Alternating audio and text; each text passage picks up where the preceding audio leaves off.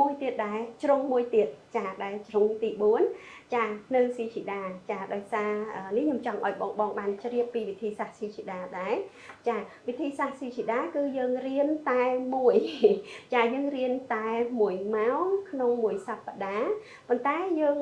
មានជាវិធីសាស្ត្រឲ្យបងទាំងអស់គ្នាជាឪពុកម្ដាយនឹងផ្ដល់នៅពេលវេលាដ៏គុណភាពសម្រាប់កូនទោះបីជាបងមានពេលតែ1ម៉ោងក្នុងមួយថ្ងៃចាមួយលេខ1បងចា1ម៉ោងក្នុងមួយថ្ងៃប៉ុន្តែជាពេលវេលាដ៏មានគុណភាពសម្រាប់កូនគឺបងមានឱកាសហើយនៅក្នុងការដែលបងអាចទាញយកសក្តានុពលរបស់កូនបងបានឲ្យកូនយើងមានឱកាសគាត់អាចប្រើប្រាស់ខួរក្បាលទាំងសងខាងបានចាបងទាំងអស់គ្នាតាក់ទងទៅនឹងជ្រុងទាំងអស់ហ្នឹងគឺជារឿងដែលយើងមិនអាចធ្វើតែមួយថ្ងៃប៉ុន្តែត្រូវធ្វើជារៀងរាល់ថ្ងៃដើម្បីក្តីសង្ឃឹមរបស់យើងនៅថ្ងៃមួយ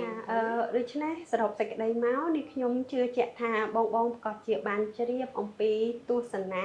មួយថ្ងៃហើយនឹងថ្ងៃមួយហើយនឹងបងបងប្អូននឹងចូលរួមជាមួយគ្នាក្នុងការជួយកូនរបស់យើងជួយក្មេងៗចំនួនក្រោយរបស់យើងនឹងឲ្យគាត់ទទួលបាននៅផល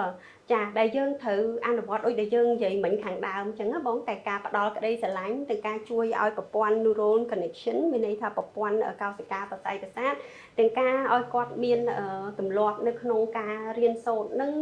ជាច្រើនទៀតដែលពាក់ព័ន្ធទៅនឹងអីដែលយើងបានពិភាក្សានឹងចាសូមឲ្យបងបានបន្តជួយហើយនឹងធ្វើសកម្មភាពនឹងជារៀងរាល់ថ្ងៃយើងអត់អាចធ្វើតែមួយថ្ងៃហើយរំពឹងបានផលដែលយើងរំពឹងថាថ្ងៃមួយយើងនឹងទទួលបាននោះទេចាអញ្ចឹងសូមឲ្យយើងបានអនុវត្តជារៀងរាល់ថ្ងៃដោយភាពអត់ធ្មត់ខ្ញុំជឿជាក់ថាបងប្អូនទាំងអស់គ្នានឹងទទួលបានផលដែលយើងដាក់ធាតុចូលជារៀងរាល់ថ្ងៃនេះចាហើយសូមអរគុណដល់បងទាំងអស់គ្នាហើយបងអាចចែករំលែកនៅទស្សនៈឬក៏ការយល់ឃើញរបស់បងទាំងអស់គ្នានៅក្នុង comment វីដេអូនេះបានចាអរគុណច្រើន